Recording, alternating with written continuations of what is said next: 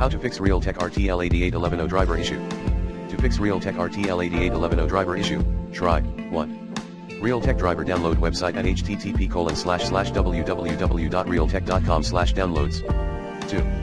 Using the recommended Avast driver updater in this video guide.